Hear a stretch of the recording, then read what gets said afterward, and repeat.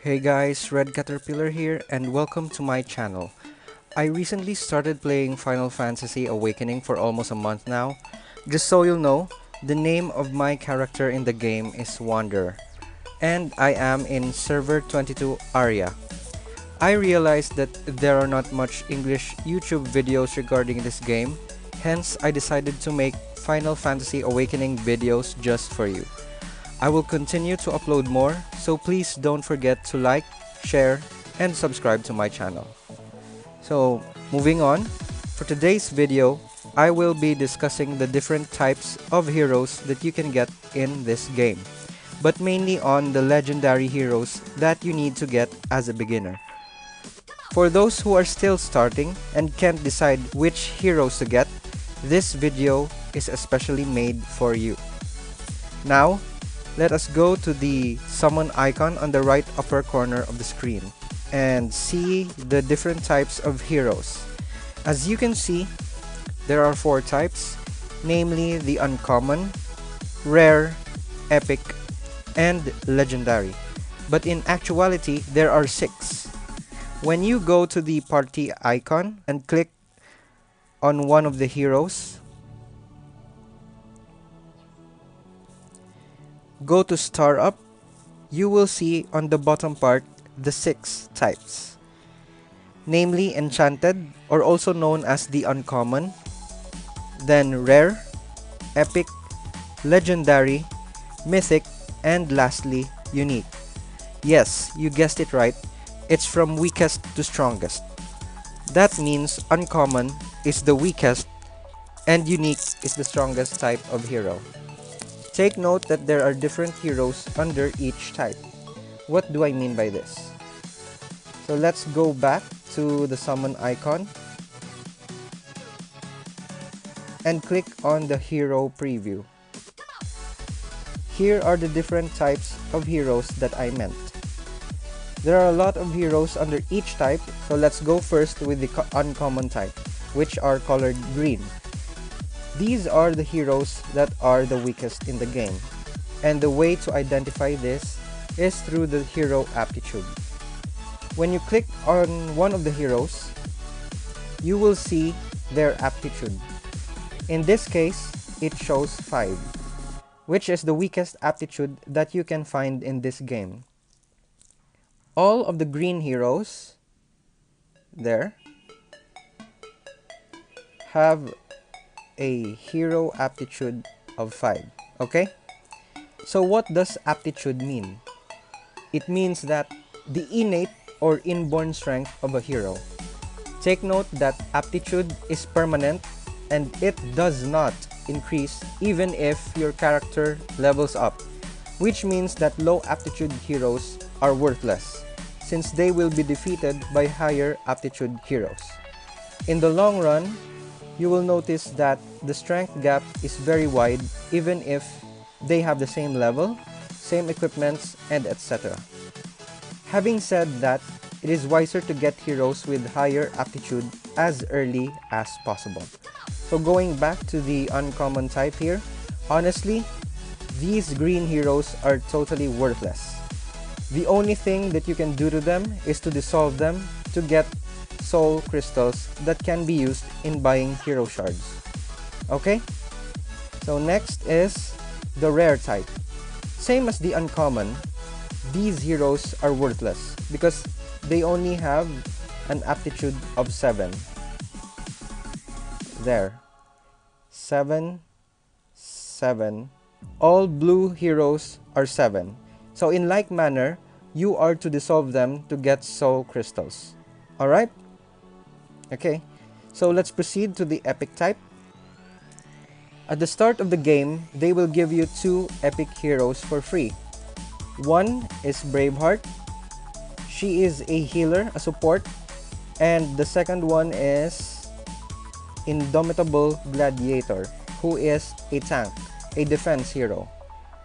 The purple heroes in general are not bad for starters because they have an aptitude of 10. As for beginners, you might think that they are strong, but remember, as what I've said, your basis is the hero aptitude. So these purple heroes are good, but not as good as the legendary heroes right here. Eventually, within less than a week or even on the first day, you must, and I repeat, you must get at least 1 or 2 legendary heroes. Take note that mythic and unique are the strongest types, but since today's video will focus on legendary heroes, I will be discussing about them. So for beginners, I recommend that you get legendary heroes as soon as possible and forget about the epic heroes. So here we go. There are 14 heroes under legendary, as you can see right here. The first 4 are considered as the strongest among them. These 4 are rare legendaries that are 2 stars, which have an aptitude of 15. Look here, 15, 15, 15, and another 15. While the remaining 10, starting from 0 trump card, they are ordinary legendaries that are 1 star, in which they have an aptitude of 12. So trump card has 12, 12, 12, and up to the bottom one, Apostle of the Sickle, 12. Still not bad though. However, I suggest that you get at least 2 of the rare legendaries up here. It could either be Machina, also known as Spiral Swords, and his partner Rem, also known as Blade of Shadows, or you can get Jack, also known as Fearless Mind, and his partner Deus, also known as Voice of Healing. The remaining 2 slots in your team could be their bonds, but in my own opinion, I strongly suggest to get Rem and Machina. Why? If we go to the rankings, right here, you will see that almost all of the top players, let's go to the cross server, almost all of the top players, like Salty Fish, have Rem. At Rihanna, she has Rem. Beamer Boy, she has Deuce. Sid, Rem. Maple, Rem. And I think you get what I mean. Even up to the lowest part that she evokes, there, he has Rem. Alright? So almost all of the top players get Rem and Machina at the beginning of the game. But eventually, Machina will be replaced with a mythic hero, leaving Rem in their team. So why is this? Let's go take a look on Rem's skills.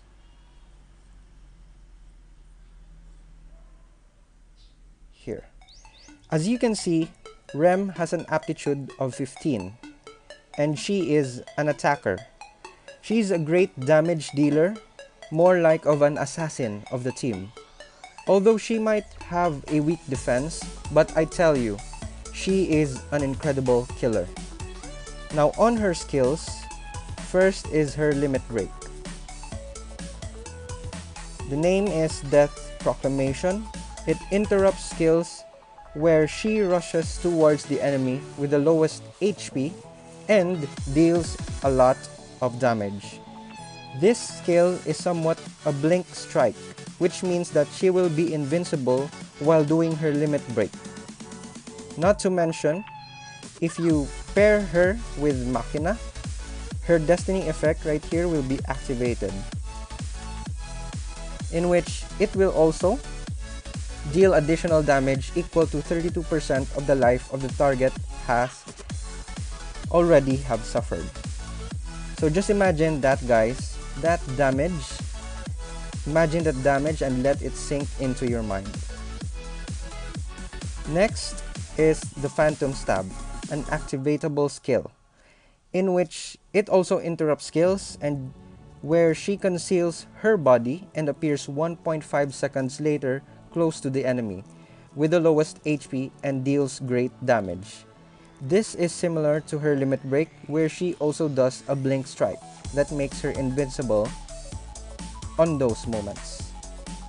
Okay, next is Fire Dance. This is another activatable skill. If it deals an ample amount of damage within a 3-meter radius. This skill is an area of effect and is very advantageous, especially when she is surrounded by enemies. Lastly, Increase Attack, a passive skill wherein after a crit hit, her attack will increase by 50% for 5 seconds. Also, Rem has a captain skill that you can see here, where the party's crit rate will increase by 15% and crit damage by 17%. Take note guys that critical rate and critical damage plays a big role in this game, as it kills enemies instantly. Alright, so moving on to Machina. Rem's destiny partner is Machina. Machina has an aptitude of 15 as well, and he is a support. But in reality, he is a semi-support and a semi-attacker. His limit break, right here, Guardian Power, generates a shield that absorbs damage to the ally with the lowest HP. So most usually, this will go to Rem because she has low defense. His destiny effect, right there, recovers a great amount of HP when the shield disappears. Now, how cool is that? A shield plus it recovers HP. His second skill is Spiral Strike. It interrupts skills and deals an average damage to the enemies up front. Third skill is Chain Assistance, where he recovers HP and energy to an ally with the lowest HP, most probably to Rem as well, because most of the time he will be supporting Rem. Lastly, his passive skill Stone Bones recovers 63 energy for all allies. His captain skill has a recovers HP every 5 seconds to an ally with the lowest HP. But don't mind that because Rem's captain skill is far way better, in which you will be assigning Rem as the captain most of the time. I won't be discussing Jack and Deuce anymore because majority of the players choose Rem and Machina at the beginning of the game due to Rem's incredible strength and Machina's side-by-side support. But if you'd rather choose Jack and Deuce, you are very welcome to get them, since they also have a hero aptitude of 15. Nevertheless, if you decide to change heroes in the future, you could always use Rebirth for only 50 diamonds to obtain all the experience books, gold, gems, and etc. that you use on them. As you've noticed, you can only use 5 heroes. One is unchangeable, which is your own hero. Then 4 slots on the bottom part here. There, you will have 4 slots. So you can choose either Rem and Machina or Jack and Deuce for the first 2 slots. In my case, I chose Rem and Machina. The other 2 slots will be for their bonds, which you can see in their hero info right here. In the bottom part, you will be able to see the bonds and get those heroes as much as possible so they will have a bond. Alright? So that's it guys. I hope you learned much from this video, especially for the beginners who were still quite confused in choosing the right heroes. Again, please don't forget to like, share, and subscribe to my channel. Red Caterpillar signing out. See you on the next one.